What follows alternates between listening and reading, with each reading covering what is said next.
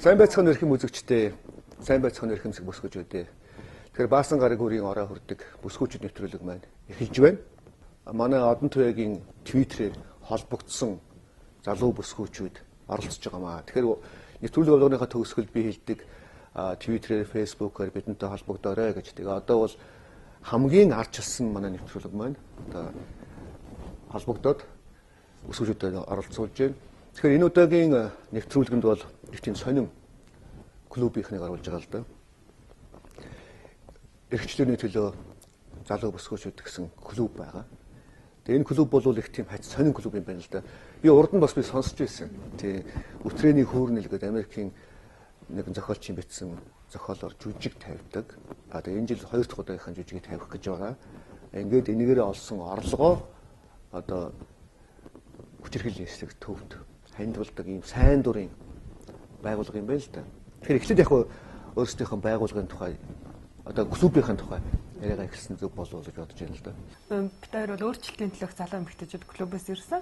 Ерөнхийдөө сайн дурын клуб ба үзэл санаа үнэт зүйлийнхаа үүднээс нэгдээд хамтдаа өөрсдийнхөө сонирхсан өөрсдийнхөө тэр бодож байгаа үзэл санааныхаа төлөө өөрчлөлтийг хийх гэж одоо цугларсан залуу эмэгтэйчүүд байдаг.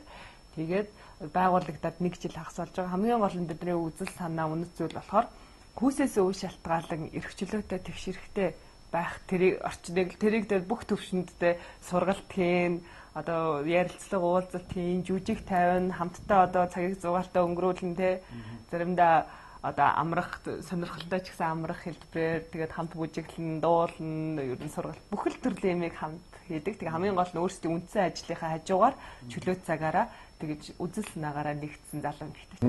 Яг би өөрөө уран бүтээлч юм болохоор жүжигний төлөө их сонирхоод байна л да. Ягаад гэвэл та нар бүгдээрээ ажил төрөлтэй тий. Тэгвэл сайн дурынхын тоглоод байгаа юм уу да. Ямар ч юм бэ? Жүжигээ яаж тавиад байгаа юм бэ?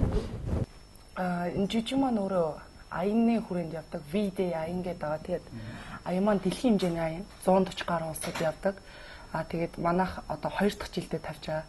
Тэгэхээр жүжиг маань копирайт нь өөрөө юу гэдэг вэ? Зохиогчийн эрх хуулийн юун дээр заалтан дээр бол заавалчгүй сайн дурын ашигын бус байдлаар олсон бүх орлого хүчирхийллийн эсрэг үйл ажиллагаа явуулдаг үндэсний хэмжээний байгууллага танилцуулах гэсэн тийм заалттай байдаг. Хэдийн хэв насны хичнээн бүсгүүчүүд хамрагдсан клубын хүрээнд 18-аас 29 нас байна уу тий? Ерөнхийдөө гэхдээ өөрийгөө яг энэ насаар ингээд учиргүй зааглалцсан юм байхгүй энэ хүрээнд өөрийгөө залуу гэж одоо үзэлснаа ч юм уу тий бид нартай үзэлснааны хувьд нэгдэнэ гэж байгаа залуу эмэгтэйчүүд бүрт нээлттэй байдаг. Тэгээ одоо анх фэйсбүүкээр л бас нөгөө бидний байнга ингээд хэрэглээд бидний бас нэг орон зай болцсон тий амьдралын маань өөр нэг хэсэг болцсон. Фэйсбүүк дээр анх 1 жил хагасын өмнө бид нар санал ингээд ийм уулзалт болоо шүү гэд нээжсэн. Тэгээ одоо бол 50-аас 60 гишүүнтэй.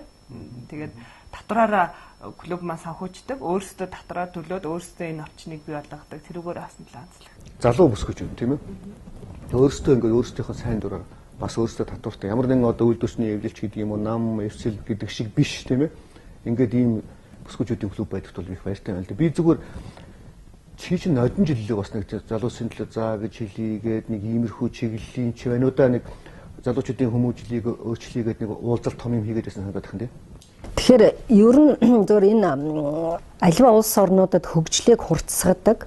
За аливаа одоо бэрхшээлтэй тулгамдсан асуудлыг шийдэх хамгийн одоо шилдэг хэлбэр нь энэ клубын систем гэдэг. Ер нь одоо бол манайд бас нэлээд их сайхан нэвтэрж байна л да. Тэгээд хүмүүс хоорондоо уулзалдаг болж байна. Тэгээд янз бүрийн одоо нэг юм байгууллагууд байдаг юм байна. Одоо гэдэг заадаачлаг би бол өөрөө намын гишүүн шүү дээ. Нэг намын одоо хурал одоо намын гишүүн. Тэгэхээр энэ хурал заримдаа хүн ирдэг, заримдаа албан хүчээр ирдэг, заримдаа тэргээ хаяад явдаг ч юм уу те ингээд. Энэ яг сонирхлын клуб дээр тулгуурласан клубуд бол маш их урт настай. Тэгээ хүмүүс нь өөрөө энийгээ хүсэн хүлээж идэг. Ийм амьдралынх нь яг нэг утга учрын бас нэг одоо салшгүй хэсэг болчтой юм л. Тэгээд тэр залуусын төлөө заа гэж хэлийгээд бид нар нэг юм зөвлөгөө хийсэн. Бүх одоо энэ чиглэлээр ажилладаг төрийн бас байгууллага. Тэгээ хамгийн гол санаа нь юу вэ гэхээр ерөөсөө бид энэ улсаас яг энэ хүмүүжилд ерөөсөө огт мөнгө зарахгүй байна. Төрийн бодлого энэ лөө чиглэхгүй байна.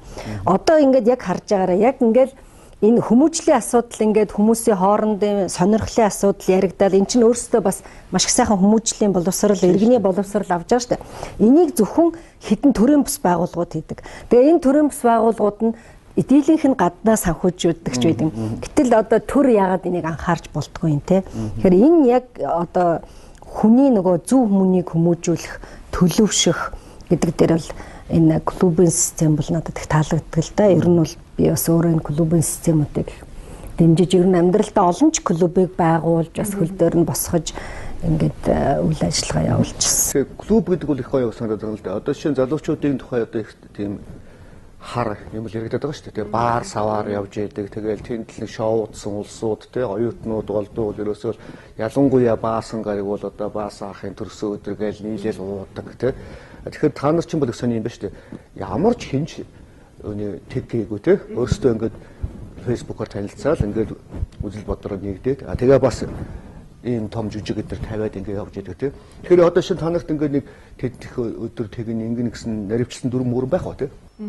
Клуб гэдэг ярьжсэн чи бид нар бас хөгжилтэй ингээд ерөнхийдөө 4-5 жилийн өмнөөс ийм иргэний нийгэмд оролцоод эхэлсэнтэй анх хөгжцгой клуб гэдэгт бүгдээр байдаг байсан. Тэгээд дараа нь эрхийн хатлаг гараа хувьцаа аянга хүний эрхийн аянга өрнүүлээд 3 жил өрнүүлээд тэгээд энэ клубыг байгуулад тэгээ нэг удаа яхад олоолаа сууж байгаа л нэг нь хөөе надад амар гоё санаа байсан нэг үдэн одоо клуб байгуулахгүй шүү.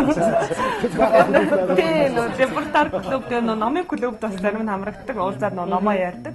Тэгэд ингээд харангуйч яг ерөөхдөө залуучууд яг бас нийгэм ингээд дандаа л архиуж юм ч юм уу тэгж ойлгоод байдаг. Гэтэл бол маш олон клубуд байгаа байхгүй те фэйсбүүк дээр одоо номын клуб гэж бидний бас талан хамрагддаг. 7 хоног болго юм 2-7 хоногт нэг ном сонгож аваад уншаад тэгээд дараа нь хэлэлцдэг. Тэгээд маш олон юм сонирхолтой бүлгүүд байдаг. Тэгээд бидний бас нэг ураа болохоор бид нар клуб дээр нөө work hard play hard гэдэг сайн ч ажиллаа хий, сайн ч одоо тэ бүтээ тэгээд бас сайн ч амар сайн ч тэ өөрийгөө баярлуулад гэдэг. Тийм учраас ерөнхийдөө залуучуудыг бас нэг нийгмээс дандаа нэг аль талнаас яг харагдчихээн те бас залуучууд ойр хавьд байгаа залуучуудыг бас эсвэл тэр орон зай магадгүй байхгүй гэж магадгүй өөрсдийнх нь юм их гэж. Тэгэхээр нэгдүгээрт орон зай чөлөөтэй тийм орон зай байна уу өөрсдөө ядаж клуб нэгэд уулзах тийм газар байна уу те магадгүй эсвэл бас залуучууд юу хийх хүсэж байгаа бас сууж байна тийм хүмүүс. Манай орны одоо ямар клубд харьяалагддаг. Одоо энэ чи надаас ус бүгд тэр клубтэй юм биш үү? Өмнөх нэвтрүүлгээр дээр ер нь ярьжсэн санагдчихээн. Мод тарьдаг My Club гэх клубын гишүүн. За 2-3 жил мод тарьж байна. Энэ үйл ажиллагаанд ялангуяа би өөрийн сургалтын төвийнхэнтэй бол найз нөхдөд их идэвхтэй хамрагддаг. Хоёрдугаарт нь бол яг энэ клубийнхантаа сэтгэл санааны хувьд бол яг нэг юунд байгаа учраас эдний клубын феминизм гэсэн сэтгэлгээ бас гишүүн гэж өөрийгөө бодсон. Тийм барууны ертөнцөөс ирсэн нэг Монгол одоо бидний уламжлалт юмд нэг жоохон хаашлах юм шиг ийм ойлголт үзэгчдийн дунд байдаг л да. Жишээ нь одоо феминист бүсгүй гэхээр зэрэг ирчүүдэд дургу ч юм уу голдуу нэг ганц би одоо өргөтлгөөлсөн бүсгүүчүүд байгаад тэгээд тэргээрээ феминист гэдгээрээ нэг өөрийгөө нэг халахлах гээд байгаа ч юм шиг тийм нэг ийм өнгөс байдаг л да. Би зүгээр сонсоход та нар бол тийм 3 дахь үеийн феминистүүдийн чиглэлсэн шүү дээ. Энэ талаар яг үзэгчтэй тайлбарлал тийм. Феминизм бол анх гарахтаа мэдээж баруунд үсээд яг энэ үзэлсэн ингээ бичигдээ тэр үед бас түүхэнд буусныхоо хувьд бол баруунаас гаралтай гэж. Тэрнээс биш Монголд бас эргээд харуул феминизм гэж нэрлээгүү ч гэсэн эмэгтэйчүүдийн хийжсэн маш хүчтэй тэмцэл, хувьсгал те бодлого төлөөсөн маш гайхамшигтай зүйлсүүд байгаа. Тэгэхээр энэ бол бидний бас Монголын түүхэд феминизм гэж нэрлээгүү ч гэсэн тэр адилхан процесс явагдчихсан. Эмэгтэйчүүд маш чухал байр суурьтай байсан, үгээ хэлжсэн, өөрсдөө төлөө тэмцэжсэн ийм олон түүхүүд байгаа. Тэгээд яг бидний одоо феминизмын 3 дахь давалгаа 3 дахь үеийн орчин үеийн феминист бид нар бол тийм үзэлтэй. Тэгээд тэр феминист үзэл маань болохоор анхны одоо зөвхөн эмэгтэйчүүдээ ирэх гэсэн тэр феминизмээс ялгаатай нь бол ерөөсө хүн бүхэн хүүсээсээ настэй одоо арьс өнгө тэр бүхнээс үл шалтгаалan хүн бүр өөрийнхөө тэр хүсэж байгаа өөрийгөө бүтээхтэй өөрийнхөө эрх чөлөөгөөр өөрийнхөө аз жаргал авьяас бэлгээр өөрийгөө хөгжүүлэх. Тэрнээс биш одоо юу гэдэг чи би эмэгтэй юм чи эсвэл би эрэгтэй юм чи ингээд тэр нийгмээс тогтсон хэв маягд өөрийгөө хүлээд байх биш. Тэгтээ тийм байж болно. Гэхдээ бүгдэн хамгийн гол өөрийнхөө сонголтоор бүтээх. Тэгээд тэр утгаараа энэ нөгөө ерөнхий нэг нэмгийн хандлагаас эрэгтэй эмэгтэй хоёр өөр үнэлдэг ч юм уу хоёр өөр байр суурь тавьдаг юм уу тэрнийг бол эсэргүүцэж байгаа. Ягаад гэвэл бид нар бол бүгдээ одоо бол тэр үзэлсэн аваад нөгөө хүмүүс хөдөлмөрийн хуваарлалд нөө бие махбодороо байсан тэр түүхэд үүссэн үе. Одоо бол бид нар хинч байсан оюуны ажлыг эрэгтэй эмэгтэй үл шалтгаалan тэнцүү хийж чадах учраас хамгийн гол нь тэр үзэлснаа шингэсэн. Тэгэхээр Eve Ensler гэдэг одоо энэ бүсгүйн жүжиг бол одоо энэ чинь бүр дэлхийд дээр тавьд юм ба шүү дээ. Гэхдээ энд чинь ийм дүрм байдаг юм уу? Заавал мэрэгжлийн бус хүмүүс сайн дурынхан тавина гэсэн тийм ээ. Сайн дурын хүмүүс их тоглол зүгээр гээд. Ягаад гэвэл бас нэг юм тайз одоо ерөнхийдөө дэлхийд дахин тогтсон үуч заавал нэг жүжигчүүн гардаг ч юм уу те эсвэл бүр заавал тэр нэг гоё хин нэгэн те одоо гоо сайхны хувьд хүмүүс олон таашаагдсан хин нэгэн тэр дээр гарч үг хэлэх хэрэгтэй юм шиг. Яг жүжигийн бас нэг өөрчлөлт нь болохоор жирийн л эмхтэй үнтэй жирийн одоо би хүмүүсийн дунд амьдарч байгаа тэр хин нэгэн хүн магадгүй хүмүүсийн танихгүй тэр нэгэн хүн дуу хоолойгоо хүргэх тэр хүний амьдралд байгаа тэр зүйлийг тайзан дээрээс бас бусдад хүргэх тэр үүднээсээ ерөн сайн дурынхны нийлээд юм. Зүгээр би зөвхөн энэ жүжигийн тухайд би урд нь уншижсэн л да. Одоо нэр нь ч гэсэн их айхтар нэртэйгоос өтрөөний хүүрнэл гэдэг тийм. Тэгэхээр эн чинь нэг тийм сексийн тухай 17 8 бүсгүйч илүү яадаг ч үлээ тийм. Ингээд хүмүүс тохиолдсон явдлуудаар чийцсэн юм шиг. Тэгээ эн чинь бас нэг жүжиг юм шиг мөртлөө бас нэг одоо тийм бодит юм хийсэн. Тэгээд бэлгийн харилцаа, энэний одоо хүчирхийлэл одоо тэгэл бэлгийн таашаал маашаал гэх нэлээд ихтэй эн чинь бол их шууган тарьсан олон тэр юм билээ шүү дээ. Амар задгаа ярьсан тий. Тэгээ энэ жүжигэд шиг одоо жүжиг талаар яаж байгаа тодорхой ярих ба тий. За жүжиг маань 10 одоо 8 хэсгээс бүрдэлтэй. Тэгээд 18 хэсэг маань 18 өөр эмэгтэй. А зарим хэсэгтэр нь бол нэг биш 2 3 эмэгтэйч одоо гарах тохиолдлууд тийм хэсгүүд асаа. Тэгэхээр энэ дээр болохоор жүжигийн хэсгүүд болгон дээр хоёр хүүсийг зөвхөн бэлэг эрхтнэр ангилж ялгадаг шүү дээ. Тэгэхээр эмэгтэй хүүстэй холбоотой буюу өтрээтэй холбоотой эргэн тойронд байгаа эмэгтэй хүний амьдрал дээр байдаг бүх зүйлийг хөгжилтэй яажсэн маш олон өнгөнгийн төрхөөр гаргаж ирсэн. Тэгэд яг зүгээр л амьдрал дээр байгаа зүйлийг уран яруугаар эсвэл зүгээр л хин нэгэн ярьж байгаа байдлаар гэх мэтэр гэж гаргаж ирж тавьсан жүжиг аа. За нодон жилийн жүжиг тоглолтын дараагаар бол манайхан ер нь монголчууд яаж хэлсэн. Ягаад гэвэл би ягаад нэг асуугаад нэхэр одоо энд чинь бол тийм их тийм одоо баргийн эфирт хэлж болох уу юу гэж бодохоор амар байна л да. Яг үндэ бол тий. Одоо нэг үзэгч чинь гэртээ хүүхдч үзэж байгаа тийм ээ. Янз бүр шүү дээ. Энд бол бас хэлэхэд хэцүү. Бүр энэчтэй арайчтай гэмээр юм бол байгаад байгаа байхгүй тий. Тэгэхээр нодон жил ингээд тавихад бол ямар хуу маягаар манай зритель үзэгч түлээж авбаа. Тэг хамгийн дөрөв нэг жүжигээ аль биесны эрхийг аваад монгол хэл дээр яаж орчуулах уу гэдэг нэрийг яаж орчуулах уу гэдэг үг гарч ирсэн. Тэгэл яаж нэрлэх үү гэл тэгэл бид нар үтрээ гэд үтрээний хүүрнэл гэл жүжигийнхаа нэрийг хэлэнгууд тхий хүмүүс пап яасан муухай юм бэ заваа юм бэ те. Гэтэл нөө зүрхний хилэн гэд ном байдаг. Илэгний эм гэл хошин шог байх жишээдтэй.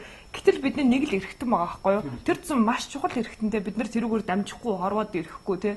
Бидний бас бэлгийн таашаал маш олон зүйлийн таашаал авдаг нэг хэсэг. Гэтэл эмэгтэй хүнийг тэрүүгээр нь ихэнхдээ доромжилдаг ч юм уу эсвэл тэрийг муухай зүйл гэж үздэг ч юм уу энэ хандлага бол хамгийн түрүүнд нэр бол тэрийг бас огт өөрөөр эргүүлсэн. Тэгэнгუთ үнэхээр л сайхан зүйл байгаа байхгүй. Тэг бид нар хайрлах ёстой биеийнхаа нэг хэсгийг тэгээд бас анх ингээл ийм жүжиг тоглох гэж байгаа гэж санаагаа ярихад бас хүмүүс монгол хүмүүс арай болоогүй энийг хүлээж авах болоогүй ч гэдэм үү те. Би ойлгож байна. Гэхдээ арай болоогүй гэх хандлага. Гэтэл тэгээд бид нар зориг гаргаад хийсэн. Яг гэвэл бид нар бас хүмүүс энэ мэдээллийг авбал бол хүмүүс энийг ойлгоно гэдгийг мэдчихэж байгаа. Тэгээ хүмүүсийг бид нар монгол хүний саруул ухаанд итгэдэг гэдэг үг гэдэг шиг бид нар бол хүмүүс энийг би ойлгож байгаа бол би мэдэрч байгаа бол мэдээж тэрийг сонссон хүн ойлгоно гэдэгт итгэж байсан учраас хийсэн. Тэгээд бид нар бас мэдээж айлттай байлгүй яхаа айцтай яана одоо тоглолтын дараа тэгсэн чинь ингээл хүмүүс алгатчаал тэгээд үнэхээр гайхамшигтай нөгөө нэг хүмүүс дэмжсэн. Тэгээд бүр зарим бидний бас хамгийн чухал нэг үр дүн бол зүгээр алгатчаалтаас гадна эмэгтэйчүүд ирээд нэг хэсэг дээр байсан эсхийг ч юм уу те би энийг амьдралдаа мэдэрч ирсэн надад тохиолж ирсэн юмыг энд гараад хэллээ. Энд чинь ганцхан надад тохиолддог юм байна те өөр эмэгтэйд бол бас болсон юм байна штэ гэд магадгүй энэ миний амьдралд учирсан энэ нэг зүйл энийг сонссон чинь нэрээ арай би одоо тэр зүйл маань арай хөнгөн санагдаж байна энэ төргээд тэр бол айгүй чухал байсан. Тэгээд яг дөрөвний энд жүжигт маань эмэгтэйчүүд охид эмэгтэйчүүд эсрэг хүчирхийллийн одоо хүчирхийлэлтэй тэнцэх жүжиг учраас дотор нь хүчирхийллийн асуудал байгаа нь тий эмэгтэй хүний бэлгийн таашаалын асуудал байгаа хүүхэд төрүүлэхийг ингээд ярьж байгаа байхгүй юу хүүхэд төрүүлэх гэдэг энэ зүйл чи ямар юм бэ гэдгийг төрөлтийн талаар ярьж байгаа. Тэгээ нэлээд хүмүүс бол баш гайхамшигтай эхэндээ бол бас шок юм байдалд орсон л та. Гэхдээ ирээд бол үзэл энэ жүжигийг яг би интернетээр мэдсэн байхгүй айгүй их тухайн үед шуугаан тарьсан. Тэгээ хүмүүс энэ их одоо жүжигийг үзэх хэрэгтэй тэгээд үзэх гэсэн чинь билет нь надалдаг байхгүй. Тэгээд зүгээр ер нь бол энэ нэг тухайн нэг хүний асуудал юм шиг болж энэ яг өөр нийгмийн асуудал байна. Тийм үү? Нийгмийн асуудал те. Эмэгтэй хүн өнөөдөр ингээл тэр наран туул зах дээр зогсож байгаа хүн ч юм уу барилга дээр байгаа хүн зүгээр л нэг ажилчин хүн шиг л харагдахгүй. Ажилчин нэг мөнгө гэртээ мөнгө авч нэг амьдрал нь гэтэл тэр бол яг эмэгтэй хүн гэдэг талаасаа тэр хүнд одоо баяр, гуниг, баясал те бүхэл зүйл байдаг л байхгүй. А тэрийг хүмүүс хэдий ч нэх ойлгох тусмаа одоо тэр хүнийг дэмжин туслана те. Тэгэхээр яав ярьдаг штэ нөгөө нөхөр нь ингээд эхнэрийгээ төрөхөд хажууд нь байсан эрэгтэй хүн бол эхнэрээ маш хайрладаг, хүүхдээ хайрладаг гэдэг шиг ер нь бид бол бас би бол заавал энийг нэг барууны хэсэлгүй монголчууд бид бас энэ зүйлийг бас сайн мэдж занших хэрэгтэй. Одоо гадаадад яагаад хүчирхийл гарч ийн гэхээр бас хүмүүс судалгаа хийдэг юм байлаа. Одоо хүүхэд яагаад ингээд эцэг эхийгээ хайж явчаа те 18 хүрэл явчаал айгүй олон жил ирдэггүй энэ гэдэг чинь нөгөө ойрхон унтаагүй өөртөлж унтаагүй тийм ээ зүрхнийхээ ойрог газар байлгаагүй ч гэдэг юм уу юм байдаг. Тэгэхээр ер нь бол тэр гадаадад ингээл нэг өрөөнд жоохон хөвгтэй те гэрлийн унтраагаал харанхууд ингээд би бол тэрийг ойлгодгүй байхгүй юу. Тий. Тэгэхээр тэрнээс үүдээд хүүхэд шүн айдаг янз бүрийн юм харагддаг нүдэнд нь тэгээд хүүхэд бас том болсон хойно янз бүрийн одоо тийм гаж одоо хүмүүстэй гаж хүмүүжил одоо хүнийг одоо юу гэвэл маниак гэж ярьдаг шүү дээ. Маниак ийм алуурт энэ төр гардаг гэж ярьдаг шүү дээ. Тэгэхээр бид нар энэ амьдралыг хэдий ч нэх ойлгонтой эмэгтэйчний асуудлыг эн чинь ерөөсөө Монголд бүгд тохиолдож л байгаа байхгүй. Тэгээс өнөөдөр бид хичнээн гойж гоодоод ингээд хүүхнүүдэд сайхан харуулах га тэгшэрхтэй гэсэн ч гэсэн тэр эмэгтэй асар их зовлон үзчихэл байгаа байхгүй эмэгтэй хүний хувьд. Тэгэхээр яг урлаг үзүүлдэг шинжлэх ухааны нотолтой гэдэг өгдөө шүү дээ. Тэгэхээр энэ бол сонин санагдаад байгаа нь сонин санагдаад байгаа юм л да. Яагаад гэвэл те яг одоо нүтрээний хөөрнөлгээ яг ийм чиглэлийн одоо эн чинь гол нь бэлгийн үйл явдлын тухай байгаа шүү дээ тий. Энийг жүжиг болгоод тавьчихсан тий. Тэгээ 18 өөр хүн бас ингээд тэрийг ярьдаг тий. Тэгэхээр одоо зүгээр ингээд анзаарч яхад бид ч яхад 70 жил ингээд коммунист нийгэмд амьдарсан болооч тэр үегээд нэг ер нь сексийн талаар тий бэлгийн хүмүүжлийн талаар ерөөс мартцсан юм биш үү? 10 жил дэрэн заадаг ч юм уу, гүү ч юм уу тий. За би одоо өөрөө том насанд туссан хүүхэдтэй тий. Тэгэхээр би хүүхэдтэй юу гэх юм бэ? Найз охинтой олчингууд нь за ингэдэм шүү, ингэж секс хийдэн шүү гэдэг одоо би ярилтай ч биш тий. Тэгээ нэг ийм юм байгаа байхгүй. Энийг ярьдаг хилдэг газар ерөөсөй байхгүй тий. Тэгээ ийм үед л энэ хүнд их хүрхэн их зүгээр юм уу л гэсэн л бодол байгаад байна л. Ер нь одоо жишээ чийгсэн бодож байгаа хэлтэй. Одоо жишээ бэлгийн хүмүүжлийн талаар залуучууд одоо хаанаас мэдж явах хэвтэй юм. Сексийн талаар тий. Хэн ч ярьдаггүй шнэ чи тий. Санал нийлж байна тань тий. Тэгээд 10 жилийн боловсролын хүрээнд бол жишээлбэл эрүүл ахуйн хичээл ордог тий. Тэгэхдээ тэнд бол цухсан ороод хоёр хүүсийн талаар цухсан ороод ялгааг нь жоохон тайлбарлал өнгөрдөг болохоос эмэгтэй хүн гэдэг чи ямар ариун нандин байх хэвтэй юм те. Тэр эргэтэн эрхнэр нахвалал ингээл яриад яадаг баг те. Тэгэд 3 сарын 7-нд би найзуудтай цуглаад тэгээд ширээ тойроод ингээ 20 хоол идээ сууж яхад дандаа хүүхнүүдээсэн л та. Тэгээд зөвхөн одоо юу гэдэг нөхөрт гараагүй эмэгтэй биш те. Айл эдийн айл гэр бүлийн эхнэр болсон хүүхэдтэй тэр гэдэг юм янз бүрийн хүүхнүүд суужсан. Тэгээ бид ингээд ярилцж байхад яг 3 сарын 8-тай холбогдуулаад за маргааш бол эрхээ хамгаалдаг өдөр тий. Тэгээд хүүхнүүдийг харж байхад бол яг зүгээр бөөнөрөө ингээд баярлцсан гэх чи тийм эсвэл нэг улаанаар уруулаа бодох тэдэд л эрхээ хамгаалж ийн илэрхийлж ийн гэж ойлгоход байгаа юм шиг. Тий өнгөц харахад. Гэхдээ бид хэд юу ярьсан бэ гэхээр гэр бүлийн хүрээнд одоо хүчирхийллийн юм гараад байна тий. Үүнээс гадна нийгэмд нэмэгтэй хүний эрх яаж зөрчигдөд байгаа тий. Энийг яаж хамгаалах вэ? Яг яаж зөрчигдөд байгаа юм бэ? Яг яаж гэдэг айгуу чухал байсан байхгүй бид нарт.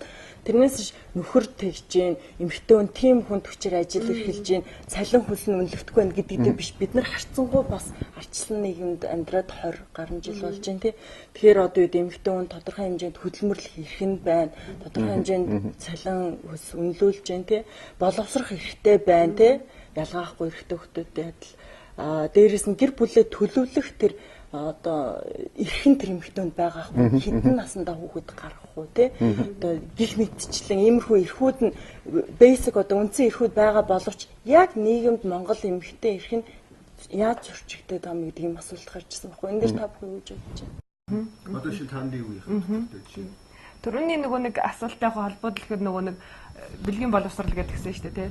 Тэгээд энэ жүжиг бол бас аюул чухал. Тэгээд энэ жүжигийн нөгөө нэг охид эмэгтэйчүүдийн эсрэг хүчирхийллийн одоо хүчирхийлэлтэд тэмцэх ингээд 80 сая доллар дэлхийд даяар босгохоос гадна маш олон эмэгтэйг анх удаа амьдралдаа бас бэлгийн таашаал авч үзэхэд мэдээлсэн байгаа байхгүй. Гэтэл нөө яг ингээд харангууд манай боловсрал ч гэсэн бид нар шуудах хэлэхэд ер нь бол сексийг бол байгалаараа л хийж байгаа байхгүй баг. Тэрнээс биш яг ингээд тий яг амтныхаа зөнгөөр тий гэтэл нөө бэлгийн боловсрал гэдэг юм айгүй тутмаг. Тэрнээсээ болоод өсвөр насны хүүхдүүд дандаа хоорондоо л мэдээлэл солилцдог. Тэр мэдээлэл нь дандаа буруу байдаг. Тэгээд яг ингээд бодтой тийм мэдээллийг уулын ном нь бас харьцангуй гайгүй ирнэ багш нэгчдэг ч юм уу тий. Эсвэл хүүхдүүд тэр үедээ ингээд инээлтэд өнгөрдөг ч юм уу. Гэтэл ямар чухал вэ? Насанд нь тохирсон тэр боловсрал үнэхээр чухал байгаа. А тэгээ нөө эмэгтэйчүүд гээд тэгээд яг бас эмэгтэйчүүдийн ирэх гээд ярангууд эмэгтэйчүүд гээд бас нэг ерөнхий бүгдээрээ бас нэг хүн биш байгаа тий. Бүгдээрээ онцлогтой насны хувьд нийгмийн байр суурийн хувьд тэгээд яг бидний хувьд болохоор яг залуу эмэгтэйчүүд гэдгийн хувьд бас илүү ярьдаг хоорондоо. Тэгээд эмэгтэйчүүдийн хувьд ерөнхий нэг асуудал байгаа ч гэсэн залуу эмэгтэйчүүдийн хувьд маш олон асуудлууд байдаг. Тэгээ хамгийн дөрөвд бол тэгээд нэгдүгээрт бол яг дөнгөж үйл ажилдаа ороод эхэлж байгаа юм те. Тэгээ ажилд орохоос ахуулаад хизээ хүүхд төрүүлэх вэ гэдэг асуудал те. Асуулт байгаа байхгүй. Тэгээ нэг хүүхд төрүүлэх гэдэг бол тэр ажил олгогчийн хувьд одоо юу гэдэг чинь те энэ хүү ингээд одоо хэдэн жил алга болчих юм байна ч гэж үздэг юм уу те. Тэгээд хүүхд төрүүлэх гэдэг бол эмэгтэй хүнтэй маш нарийн холбоотой юм болоо явчих байгаа байхгүй юм дээр байр суурь олох. Тэгээд яг сонирхолтой юм хэлэхэд нэг эмэгтэйчүүдийн эрх чөлөөний хувьсгал бас хамгийн том гарсан нэг зүйл бол жирэмснээс хамгаалах хэрэгслээс ингээд тэрээс айгүй чухал санагддаг. Тэгээд бас өдөр тутамд одоо юу гэдэг чинь залуу эмэгтэй бол нэгдүгээр чи за хамгийн ерөнхийдөө нийгэмд бол гүйцэтгэгч гэж харж байгаа, туслагч гэж харж байгаа. Хоёрдугаар чи ажиллаа хийхээс гадна бас айгүй хөөрхөн бах хэрэгтэй те. Хэрвээ чи нүрэ бодохгүй ингээл явчихвэл одоо ажлынхан чи юу гэж хичээлэх юм дөө чи ядарсан юм уу өвдөө юу те. Эсвэл одоо ингээл тэр үнэлэмжээс ахуулаад эрэгтэй хүнээс бол маш олон илүү ачаа үрж байгаа байхгүй. Тэгээд дээр нь ажлын байрны төрөл бүрийн бэлгийн юм уу яван зүрийн дарамтууд те. Эсвэл ингээд жоохон 25-аас дээш гараад ирвэл байнгын хамаатай саднаас гэр бүлийн тухай асуудаг те. Одоо хүнтэй суух болж гинүү те. Хүнтэй суугаад нэг 2-3 жил болсон бол хэзээ хүүхд гаргах уу гэд. Энэ бүхэн чинь ингээд учиргүй тулгаад байгаа биш ирнэ. Бас л нэг төрлийн ингээд дарамтанд шахалтанд оруулаад тэгэл эдийн засгийн хувьд ч гэсэн маш олон асуудал дээр л байнгын. Тэгээ наад заханд хувц өмсөд явахтай 100 ингээд аюугаа богино хувц өмсөд юм уу өөрийгөө мэдрээд амир ингээд таламжтай богино өмсөө явж яхад нийгмийн зүгээс ямар тэгээ нэг бол одоо шүгэлтдэг ч юм уу машин дотроос эсвэл одоо хүүхдүүд эрэгтэй хүүхдүүд дүртэл нөө буу муугаар ингээд таг бууддаг юмар бууддаг ч юм уу те. Энээс ахуулаад байнгын ерөөсөө багаас ахуулаад хизээ хэн миний хормойг сөхөх бол хэн партн дээр артаас сууж яхад нөгөө өхний даруулгын маань тайлчих бол хэн өснөөс зулгаах бол хэн шүн явж яхад бариад авах бол гэд байнгын айдас хүчирхийлэл дарамтын энэ айдас явж байгаа байхгүй. Их сонин шүү дээ. Одоо ингээ хүний амьдралыг бол 10 жилээр бодмоор юм шиг юм л да. 20-с 30-ийн хооронд бол хүн бол нэг өөрийгөө олдог үе юм шиг байна тийм ээ. Одоо хэм болохыгоо тийм. 30-аас 40-ийн хооронд өөрийгөө бүтээдэг ч юм уу тийм. Тэгээд 40 наснаас амьдрал эхэлдэг гэж яриад идэг чинь бол бас нэг 40 наснд бол хүн ингээ туршлагаа мэдээ. За би хийн ингээд ойлгоцсон. Би юм бүтээх болцсон гэдэг. Гэтэл вэ шүү дээ энэ бэлгийн боловсрол гэдэг энэ асуудал чинь болов шүү дээ. Бүх насанд ингээд л явж байгаа 40 хүрчээж арай ч юм гэдэг бэлгийн боловсролтой болох юм өөрөө үзэж ээж гээд л асуудал байгаа юм тийм одно. Энэ боловсрал гэдэг дээр би хороолд нэг гадуур явж исэн нэг байгууллагын гадаа тийм зар байсан байхгүй.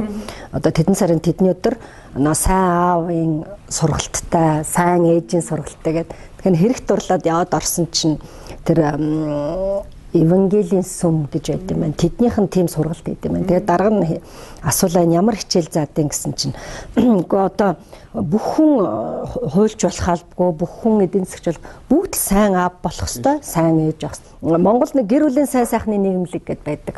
Тэднийх өөр хангаад нэг нөхөн өрчхөн гоё имлэг нэгээд би очсон нээлтэнд.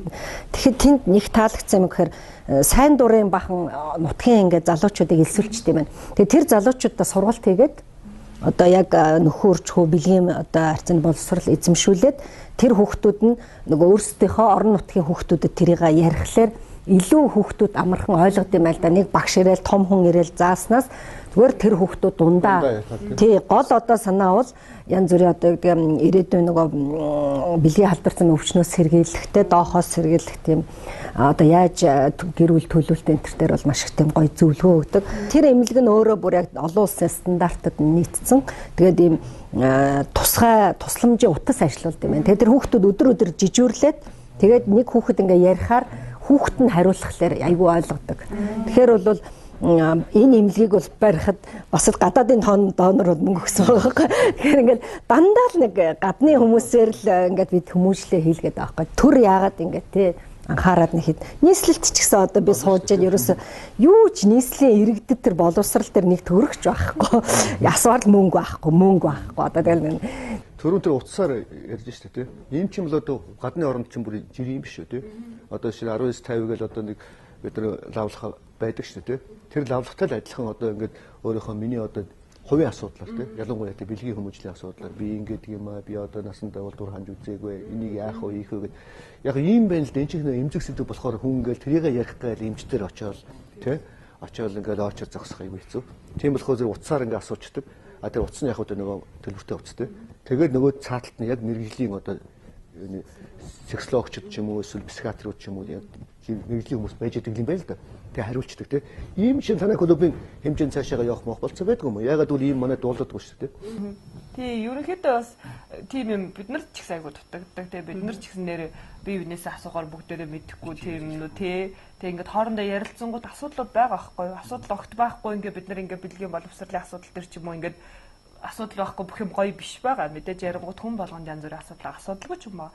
Гэтэл ерөөсөө ийм хэрэгцээ байгаа хэрнээ бэлгийн боловсрал дээр ч яг сэтгэл зүйн эрүүл мэнд ч гэсэн бид нар нөө ингээд бие махбодын эрүүл мэндэ бодоод байгаа болохоос яг сэтгэл зүйчдэр очиод доторгоо тайлбар бид нарт амар их сэтгэл зүйн эрүүл мэнд нь бол ер нь унтсан явж байгаа байхгүй. Цөөхөн сэтгэл зүйч байдаг. Тэгэхээр гэхдээ хүн болгон хүрх хэмжээний одоо санхүү өндөр үнэтэй. Тийм учраас тэд нар дээр ер нь нэлээд их юм хийх юмнууд байгаа. Тэгээ бид нар бол яг одоохондоо одоо тийм төлөвлөсөн юм алга. Гэхдээ ямар ч байсан нөгөө түрүүн сая одноо хичээлж чинь тэр энэ нэг манай нөө жүжигийн бас нэг онцлог нь бид нар нөө их их байгууллагууд гаднаас донороос ингээд мөнгө авч ямар нэг үйл ажиллагаа хийдэг бол энэ бас Монголд анхны туршлагаа болж байгаа. Одоо манай клуб мөнгө босгоод хүчирхийллийн эсрэг үндэсний төвд өөрөө өгнө гэдэг чинь дотоодоос мөнгө босгоод дотоодын байгууллагатай өгөөд дээр нь хүмүүс ч гэсэн авж байгаа цалингаасаа те 10% ч юм уу 20% ч энэ нийгмээ сайхан болгохын төлөө ямар нэг юм зарцуулах те 20,000 ч 20,000 гэхгүй тэр очиод тоглолтыг үзээд 15,000-ыг өгч байгаа ч гэсэн энэ бол нөгөө хин нэгэнд нийгмийг өөрчлөхөд тусалж байгаа учраас нөгөө тим соёлыг бас аль болох Нодон жилийнхаар одоо хэдийн хэмжээний орлого болоод хэдийн ижийг хандвсан? 6 сая 180,580 төгрөгийн нийт орлого олсон. Тэгээд үүнээсээ 90% нь хүчирхийлэл хийсэн үндэсний төв. Тэгээд 10% нь бол тухайн жилийн урилгаараа видеоийнхаа урилгаар аль нэг улсад бүс нутгийн эмэгтэйчүүд танилцуултын тэгээд Гайти улс руу энэ жил бас 10% Гайти улс руу. Тэгээд бас трансгендер эмэгтэйчүүд буюу өөрийгөө эмэгтэй гэж мэдэрч байгаа хүмүүс манаас эмэгтэй хүмүүс. Тэднэрт бас манайх 1 сая төгрөг хандуулсан.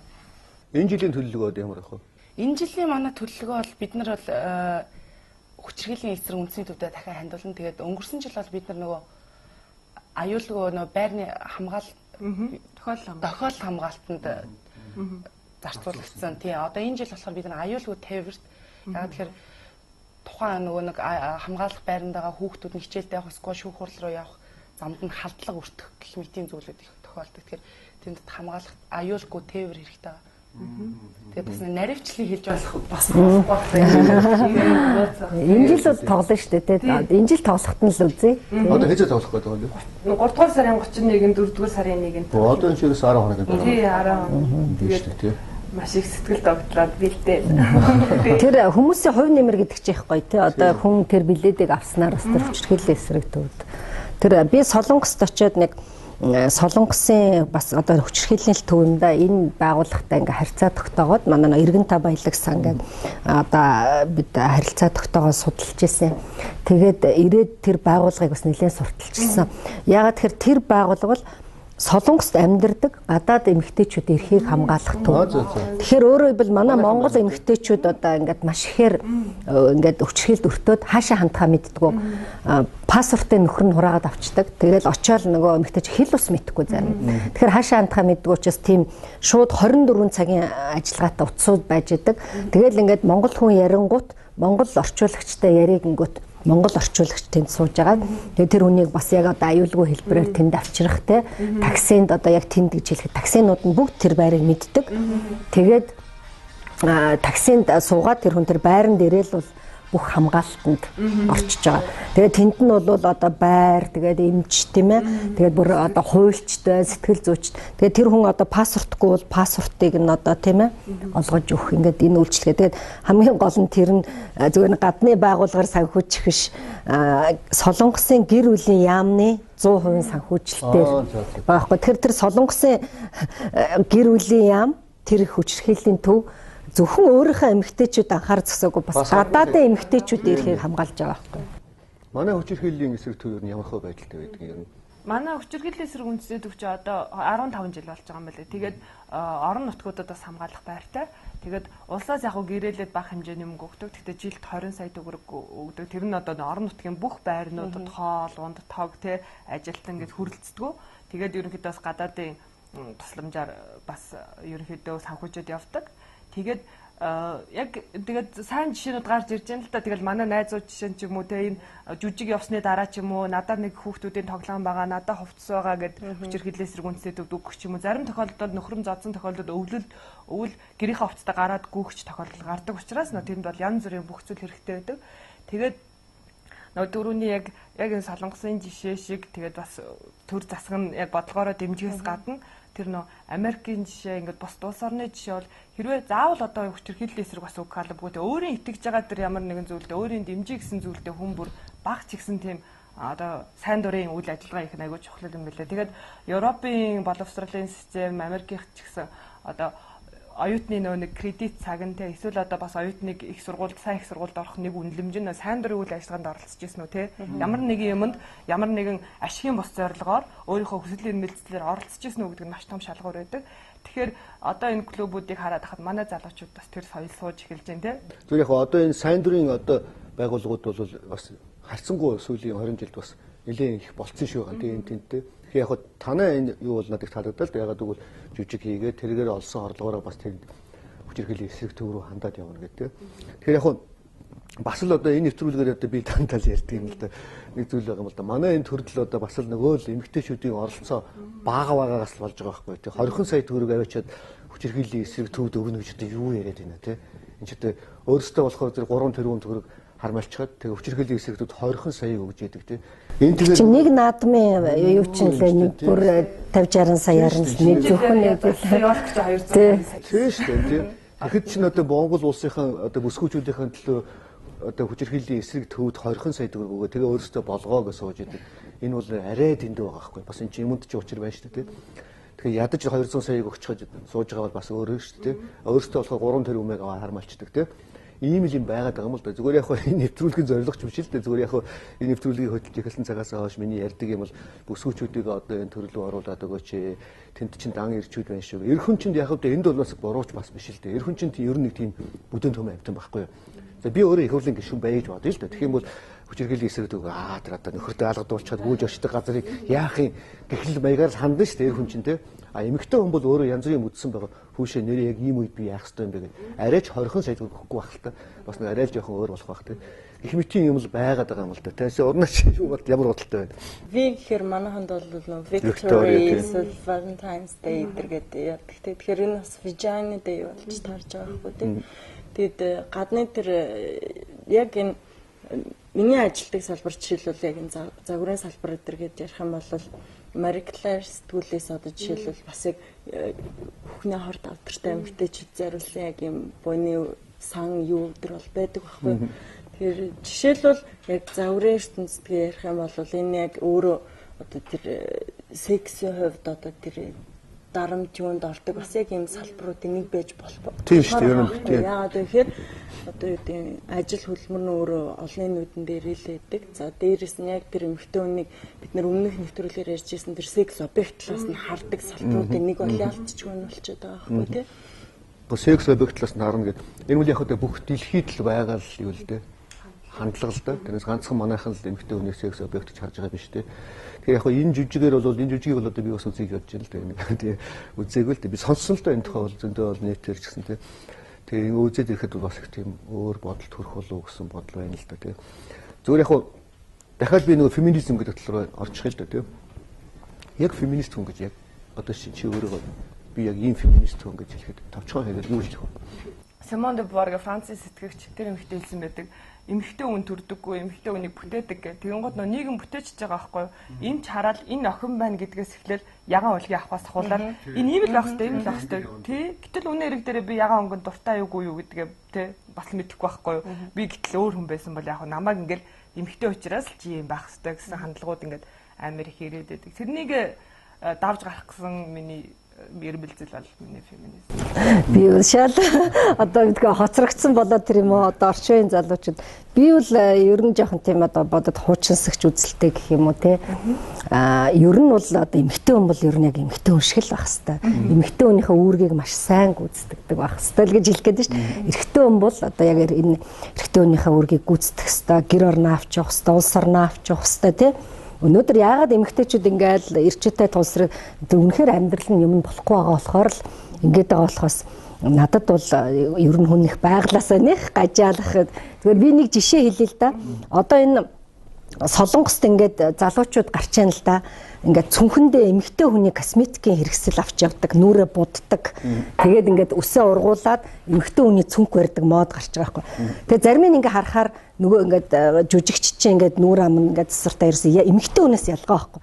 Тэгэхээр миний дургүй өрчдөг байхгүй. Одоо ингээд үгүй энэ одоо 90 минь мэддэхгүй гээл те. А гэтэл бид нар чинь Монгол одоо хуучин цэрэг дайч чинь бол жинхэл одоо нэг дээр хүн шиг тэгээд би бол нөгөө сургуульд ингээл үзэхэд манай охин бас тэгдэг байхгүй. Нэг л багшигаа яриад идэг. Тэр багшаасаа л айгаал. Заастанараа нэг өдөр хумсаа буцсаас маргааш тэр тэгээд ингээд бодоод исэн чинь тэр нь ганц эрэгтэй багш ордгийн нэг багш л байгаа байхгүй. Тэгээд сургууль дээр нь очиод ингээд тоосон чинь ихэнх нэмэгтэй багш нар. Тэгэхээр нөгөө бидний үеийн хүмүүжлээс одоо үеийн хүмүүжилд оройтод байна гэдэг байгаа чинь би бас энтэй холбоотой үздэг байхгүй. Ер нь ингээд эрэгтэй багш нар байгаад бид нар чинь бас тэр харцнаас найдаг, жоохон ингээд чанга өгдөг урчин тий. Тэгээд эрэгтэй хүүхдүүдийг бол бас одоо нэлээд юутай хүмүүжүүлдэг ч гэдэг юм.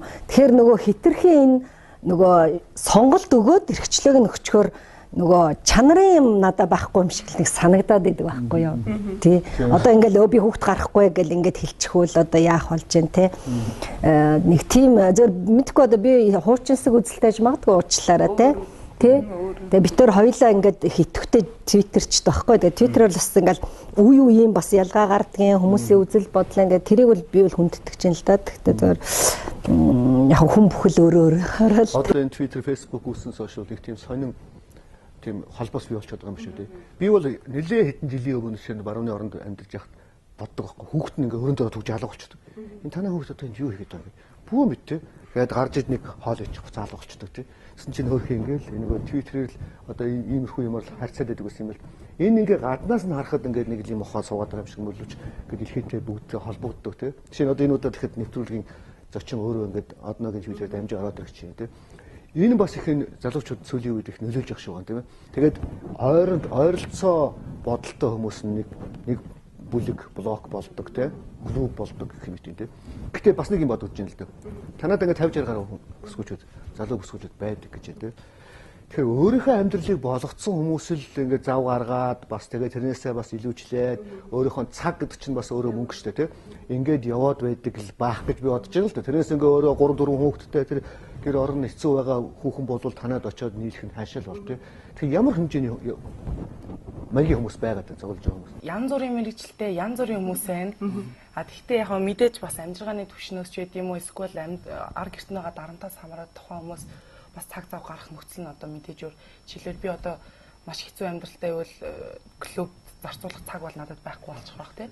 А тэгээд манад их хвчлээ хуульчид ялантай. Тэгээд ерөн салбар бүрийн хүмүүс л байгаа да. Тэгээд дундаж насны хүмүүс одоо залуу үеийнхэн хвчлэн. Тэгээ ер нь эмэгтэйчүүд дундаж нэг карьерийнхаа одоо өгөх гэж байгаа нэг хэсгийнхаа яг эхлэл хавьд нь явж байгаа. Тэгээ нөө дөрөв яг до фейсбүүкээр нэгдсэн гэдэгтэй бас фейсбүүкийг юм уу интернетийг байнгын хэрэглээнд оруулахаар бас нэг те. Тэгтээ одоо бид нар бүх хүмүүсийг хамруулахыг үнэхээр хүсэж байна те. Үнэхээр ханаас ч эмэгтэй залуу эмэгтэй ороод ирсэн бид нар цаашаа гэхгүй хөхтөж аав. Тэгтээ нөгөө нөхцөл бололцоонд бидний энэ хүчин чадал нөөц нь л тэнд байгаа учраас тэгээ нөө түрүүн Twitter, Facebook гэлтэй энэ бол үнэхээр нөгөө нэг дэлхийн бүрхий биш гэж шинэ ном гарсан байсан. Тэгээ нөгөө бидний нөгөө тавцан хавтгаа олгож өгч байгаа те. Би хэрвээ өмнө нь Twitter, Facebook байхгүй байсан бол одноогчтой холбогдох уу те. Дахиад нөгөө нэг улс төрчид одоо бид нар бол Twitter дээр сайдуудад саналаа хэлж штэ. Энэ бодлого чинь юм байна, энэ бодлого чинь юм байна гэд хин ч хинтэй харьцаж болох. Дээр нь би хэрвээ англи хэлтэй те тийм хүм байж байгаа тохиолдолд дэлхийн түвшинд ч өөрийгөө илэрхийлэх ийм боломжийг бас өөргөө өрөөнд олгож байгаа. Гэхдээ мэдээж төгсөн байхгүй болохоор бас л нөгөө одоо насан туршидын сайт нь хүүхдүүчдэд ордог ч юм уу янз бүрийн л алдаа. Гэхдээ бол ер нь маш том цааш нөгөө нэг шинэ хөгжлийг маш том гүүрэлтэй тийм бүгдийн холбосон гүүр болсон. Би зөв эдний нэг бас зөв нэг сайн талыг юу гэж олж харж байгаа нэхэр нөгөө эмэгтэй хүн нөгөө ганцаар талаас гараад те нөгөө надтай ижил төртэй асуудалтай хүн байдгийн байна шүү дээ. Эн чинь бол нэг зовлон биш юм байна. Зүгээр нэг амьдралын төр зүрээ бэрхшээл юм байна. Ярилцлаа энэ чинь ингэж шийддэг. Клуб дээр очиод хоорондоо шийдлээ те. Тэгэхээр нөгөө хүн одоо тийм ганцаар талаас ер нь клубүүд их гаргадаг байхгүй. Дандаа ижил төстэй хүмүүс байдаг тий. Тэгэхээр ер нь манад энэ клубүүд за сэтгэл судлаачдын энэ багууд бол одоо их сайн ажиллах хэрэгтэй л да тий.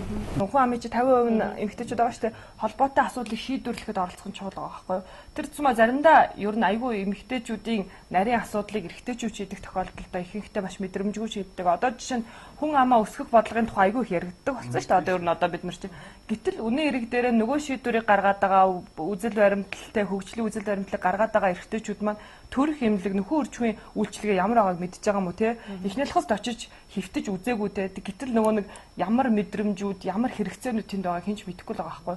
Гэтэл манайд чинь те нөхөн үржихийн эрүүл мэндийн хувьд айгүй уналтанд орсон те одоо 3 жирэмсэн эмэгтэй нэг нь одоо жирэмсэн бахтагаа үр золбож гин гэж байгаа байхгүй. Энэ бол бүр нөө ерөөхдөө ингээд маш одоо нэг хамгийн сэрэмжлүүлэх төвшөнд очсон байхад тэрийг гэхдээ эмэгтэй хүн болго яриад байдаг учраас нийгэмд ярихдаггүй байгаа.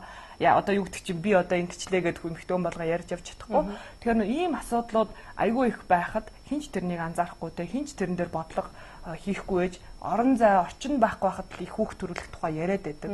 Тэгээ үнэн эрэг дээрээ тэгэхээр тэрнээс ахуулаад өөр зөндөө бодлого дээр 50% чинь эмэгтэйчүүд байгаа юм чинь төлөөлөл нь 50% эмэгтэйчүүд байх л оролцох л хэвээр. Тэгээ энэ бол нэг эмэгтэйчүүд уйгаат ч юм уу тэгэх ерөөсөө юм биш. Энэ бол яг тэгвэл нэг улсын хурал гэдэг маань өөрөө жишээ аваад шийдвэр гаргах олон түвшин байгаа. Тэ хамгийн одоо дээд түвшин улсын хурал гэдэг бол өөрөө нөө төлөөлөгч тэ. Тэгээ намайг тэр 73 эрэхтэй миний олон хэрэгцээг төлөөлж чадахгүй байгаа тэ. Үзэл санаагаараа өөр миний эмэгтэй гэдэг хүйсийн хэрэгцээгээр тэ. Тэгэхээр энэ бол айгүй чухал. Одоо тийм л дээ. Одоо зөвхөн урдлын бидний дуугаар дээр бол тэр саруул гэдэг бүсгүй ороод шууд арчлалын тухай ярьсан л да. Одоо Швейцард бол шууд арчлал байдаг. Бид нар бол төлөөллийн арчлалтай улс орн тийм. Гэтэл одоо 50% байгаа эмэгтэйчүүдийг 3 хүүхэнтийн төлөөлөө сууж байгаа байхгүй юу. Тэгээ хууль хийж байгаа тийм. Тэгээ энийг хачин юм их бий л дээ. Одоо шинэ төрхийн тухай асуулт зөндөө яригддаг шүү дээ. Одоо шинэ төрөх бай хэрэгтэй байна. Төрөхөд одоо хүмүүс багтахгүй коридортой төрж ийн ингэж ийн тэгж ийн гэсэн мөртлөө шорон болохоор зэрэг цоошны шорон одоо ингээ хотынхын төвд шахуу барьчихсан тийм. Хинч тэрийг хэл ам хийгээгүй тийм. Зүгээр л улсаас мөнгө зур гаргаад амар том шорон барьчихсан тийм. Тэгсэн мөртлөө нөгөө төрөх нь байдгүй. Ийм л хачин парадокс орн байгаа байхгүй юу. Шорон тийм хэрэгтэй юм уу төрхөн хэрэгтэй юм уу. Тэгтэл бол хүн амын 50% маань бүсгүүчүүд байгаа дээ тийм. Төрөх газар байхгүй байна гэдээ амар олон жил ярьсан. Тэгсэн чинь чив чимээгүй. Нөгөөх нь ерөөсөй баригддаггүй байгаа л гэдэг тийм. Шорон болохоор чив чимээгүй байж бас баригдчихдаг тийм.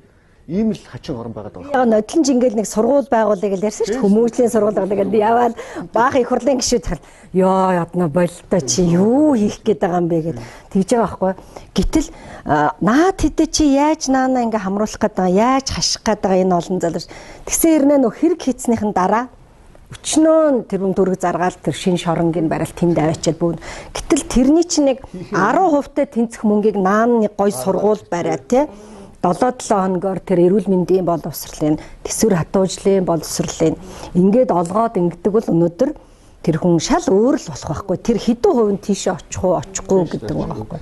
Тэгээ сая энэ улс төр их хурл гэдэг дээр нэг юм сонслоо. Энэ жүжигийг тэр зөвхөн одоо юу гэдгийг нэг өсвөр насны эмэгтэйчүүдийн дунд ш Европын парламентын одоо эмэгтэйчүүд нь энийг өөрсдөө тавиад яг энэ жүжигийг тэгээ парламентын ордондоо энэ жүжигийг тавьчихсан нэлээд шуугаан тарьсан гэж зүгээр л яг юунаас л уншиж мэдсэн л дээ. Тэгэхээр бид бол бас энэ эмэгтэй хүний амьдрал те өдөр тутмын амьдрал энэ бүх зүйлийг өнөөдөр ойлгож энэ асуудлыг шийдэхин төлөө явахгүйгээр хичнээн том одоо юу гэдгийг улс төр яриад те хичнээн том одоо хууль яриад нэмэргүй л байхгүй. Зүгээр залуу бүсгүүчүүд бүгдээрээ нэгдээ 50-60-аараа цуглаад клуб байгуулчихаа. Тэгээ бас Америкийн нэртэй жүжигийн зохиолчийн жүжигийг тоглоод тэргээрээ олсон мөнгөөрөө хүчирхийллийн эсрэг төвд хандвалаад нөгөөх нь хөрхий 20 сая төгрөгийн төсөвтэй юм байна шүү дээ. Улсаас тийм ийм өрөөдмөө. Тэгэхээр эдгээр бол 6 сая төгрөг өнгөрсөн онд олж өгсөн гэж энэ жил бас хэдийж ялах чинь тий.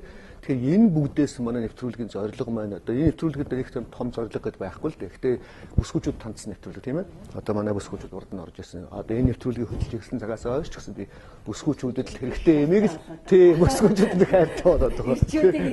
Ирчүүдийн их муулдаг болоод намайг одоо төрөөмөн чи юу болчиход байна та. Нэг хоёрын хүүхэн тойрол суулгачаа. Тэгэл ирчүүдийгээ муулаад байна гэж тий. Энэ үл яг нарийн шүү. Гэхдээ ер нь ийм зорилготой хийгдэж байгаа нэвтрүүлгэнд бол энэ бодтой хамгийн гол нь ямар нэгэн барууны Францын, Америкийн байгууллага орж ирээд донордод мөнгө өгсөн биш. Өөрсдөө санаачлаад өөрсдөө хийгээд тэрээр олсон мөнгөө өөрсдөө туслаад нөгөө 20 сая төгрөгийнх нь 6 саяыг олж өгнө гэдэг чинь зөх хэмжээний маш хэмжээний мөнгө олж өгж байгаа юм байна. Энэ дээр зүгээр үзэгчтэй одоо энэ манай үзэгчдүүд бол мэдээж хэрэг улсын их хурлын гишүүд ч үзэж байгаа байх, тэдний эхнэрүүд ч үзэж байгаа байх тий. Тэгэхээр энэ дээр бас бодууштай юм биш үү. Дараагийн дугаард бид нар бас хүчирхийллийн эсрэг төвийн тухай бас хүмүүсийг ууж оролцуулъя гэсэн бодол байна. Тэгээ одоо бидний нэвтрүүлгийн цаг маань ингээ өндөрлөж байна. Ирэх 5 дахь өдөр эргээд уулзцгаая бүсгүүчүүдээ.